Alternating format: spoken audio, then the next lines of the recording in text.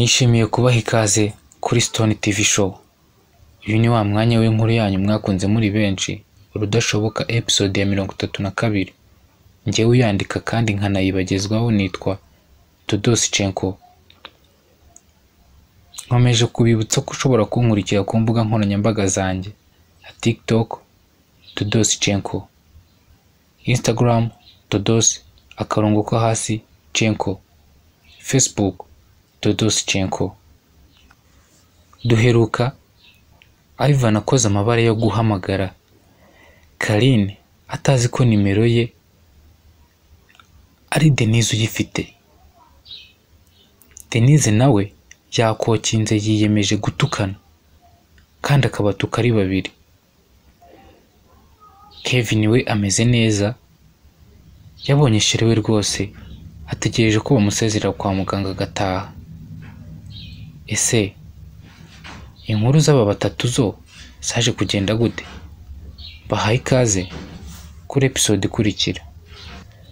Karine wari aho ngaho nta kibazo kindi afite, ahubwo ategereje kumva ibigiye kuvugirwa aho ngaho.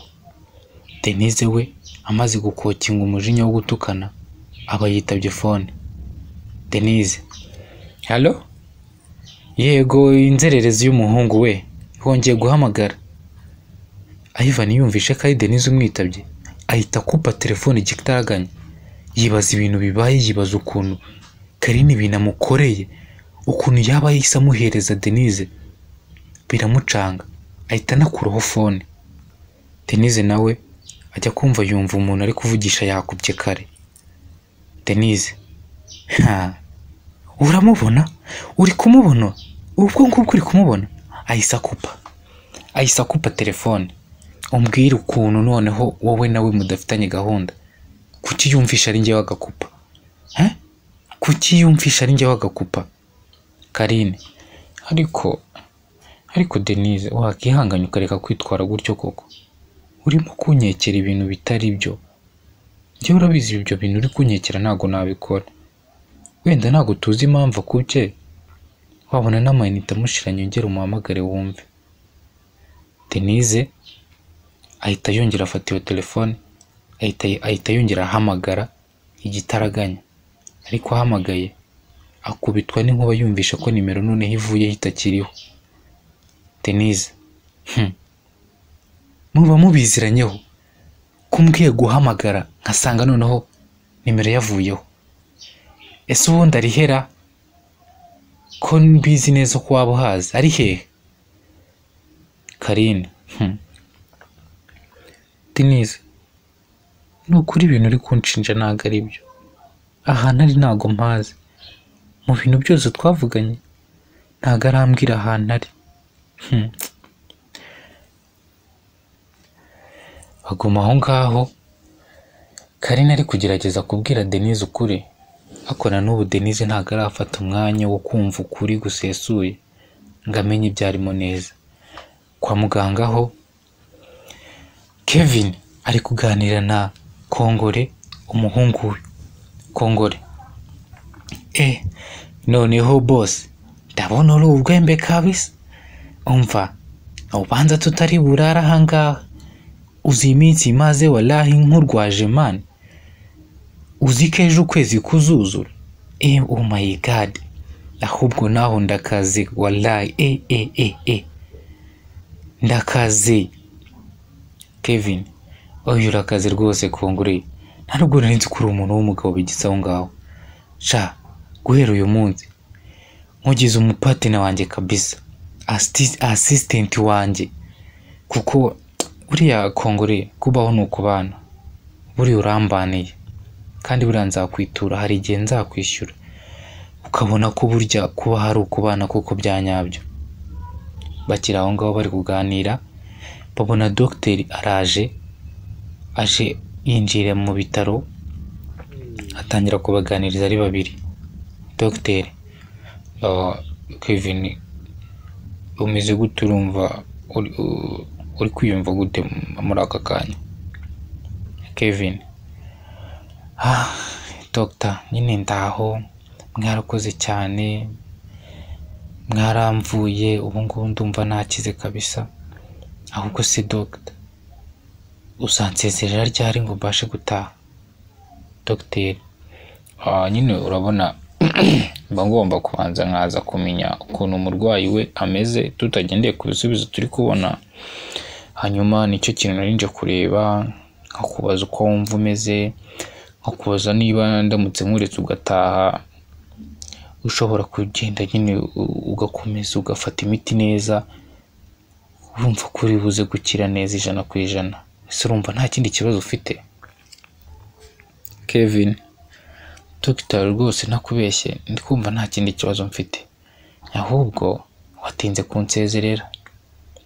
Dogiteri: okay, reka noneho ndaza kuguhereza ibisubizo nimugoroba, sibyo? Ndaza kuguhereza ibisubizo nimugoroba. Dogiteri we yahise yongera afata ibitabo bye arigendera, hanyuma Kongore: bose nyine tu wakize kandi ndabizi nimugoroba turataha abantu. Kevin: ntakize. Noneho Kongore, wa mushiri wanjye nakubwiraga wamubonye? Uriya niwe witwa Burenda, uriya niwe wansajije, uriya niwe mfitiye urukundo, umva imipangu yose ubu ngubu yagiye kuri we. Ikintu cya mbere nari ntegereje ubundi ni ukuzabanza nkahura nawe, noneho ubu ibintu birahindutse byose, ubu imipangu igiye guhinduka kandi uzababona udatinze. Kongore yagumye aho ngaho ari gutera igiparu rwose na Kevin, ubona ko Kevin yakize kandi ari tayari gutaha, ariko ba bakobwa bo baracyafite ikibazo. Karine: nese ubu turakomeza kumera gutya kugera ryari? Nta nubwo ushaka kumpa akanya gato k'iminota 30 ngo nkubwire ukuntu ibintu byose byatangiye, aho kugira ngo ukomeze unkeke ko ndi kuguca inyuma? Denise: umwanya? Ariko Kari, urabizi ndagukunda, ubu nguhaye umwanya wanyemeza gute ko ibintu ndi kubona atari ukunca inyuma?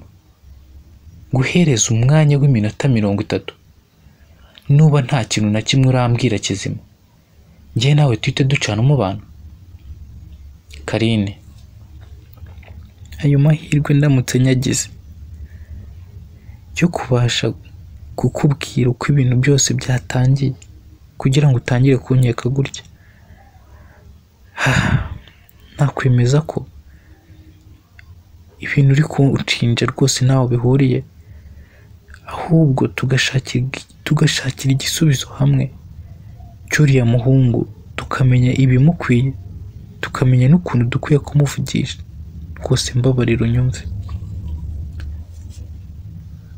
Denise: okay Karine, nguhaye iminota 30 yo kumbwira ibintu byose kandi nta na kimwe usize inyuma. Ntakubeshya uriya muhungu nari nkimukunda, niyo mpamvu ubona nabaye nk'umusazi, ndikumva ko ushobora kuba uri kunca inyuma, ariko nawe ibiganiro ugiye kumereza nonaha nibyo biri bunyemeze ko nkomeza kuba inshuti yawe, cyangwa nawe nkureka ukamusangamo kimwe. Mana yanjye, Ivan ibintu akoze noneho ni ibiki? Kumva ko Denise yitabye telefone akahita yikupa, ikirenze akahita yikuraho. Karine se we arabasha gukomveka Denise yumve ko atari kumuca inyuma, kamubwiye ko bitewe n'ikiganiro bari bugirane aricyo kiri buhitemo ko bakomezanya nk'inshuti cyangwa batandukana. Ubu se Denise arabasha kumva neza ko ibyo byose ari gukeka ariko bikekera ubusa? Reka dutegereze episode y'ubutaha ya 33. Njyewe yubagezaho ndi Dodoschenko. Nshimiye abantu bakomeje kubana natwe umunsi ku munsi kuri Stone TV Show. Nshishikariza abatarakora subscribe ngo bakore subscribe, wandike comment yawe, ukore kuri like, usharinge kugira ngo n'izindi nshuti zawe zibashe kubona iyi